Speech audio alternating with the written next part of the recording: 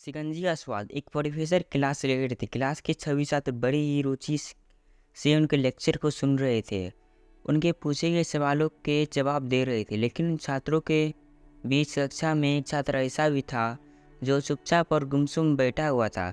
Professor ने पहले ही दिन उस छात्र को नोटिस कर लिया, लेकिन कुछ नहीं बोले। लेकिन 4 दिन तक ऐसा ही चला तो उन्होंने उस छात्र को क्लास के बाद अपने कैबिन में बुलाया और पूछा, तुम हर समय उदास रहते हो, क्लास में अकेले और चुपचाप बैठे रहते हो, लेक्चर पर भी ध्यान नहीं देते, कुछ परेशानी है क्या?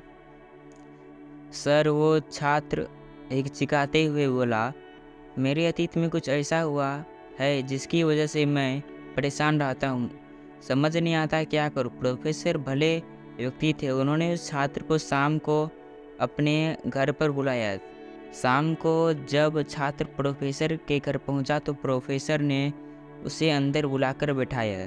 फिर स्वयं किचन में चले गए और शिकंजी बनाने लगे। उन्होंने जानबूझकर शिकंजी में ज़्यादा नमक डाल दिया। फिर किचन से बाहर आकर शिकंजी का गिलास छात्र को देकर कहा, ये लो शिकंजी पियो। छात्र ने गिलास हाथ में लेकर जैसे ही एक घूंट लिया, अधिक नमक के स्वाद के कारण उसका मुंह अजीब सा बन गया। यह देखकर प्रोफेसर ने पूछा, क्या हुआ, शिकंजी पसंद नहीं आई? नहीं सर, ऐसी बात नहीं है, बस शिकंजी में नमक थोड़ा ज़्यादा है, बोला।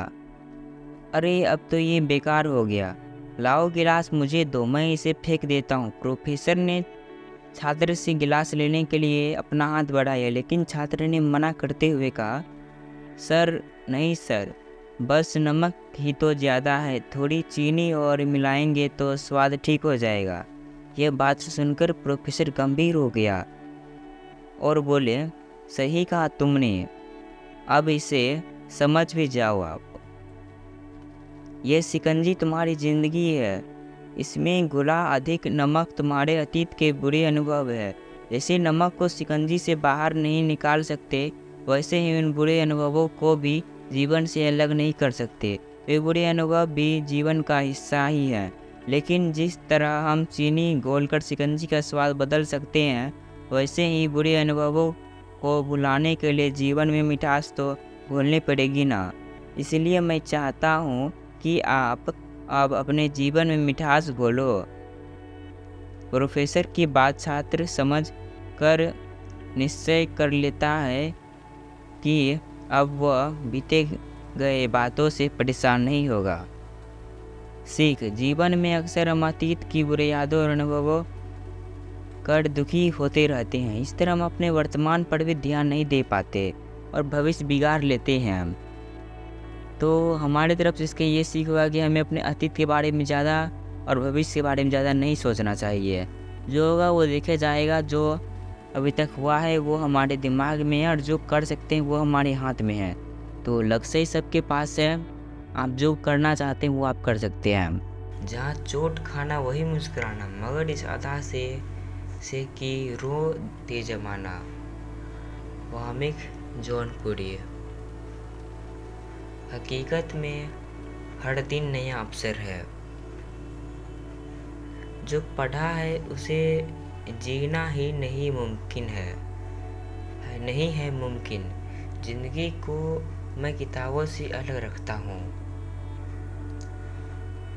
किसी के साथ इतनी उम्मीद मत रखना कि उम्मीद के साथ खुद भी टूट जाओ। जिस व्यक्ति के पास यह 3 गुण होते हैं वह कभी असफल नहीं हो सकते हैं।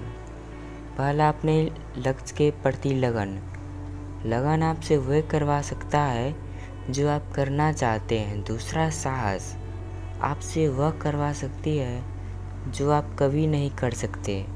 तीसरा, अनुभव यह आपसे यह करवा सकता है जो आप करना चाहते हैं। आप क्या करना है।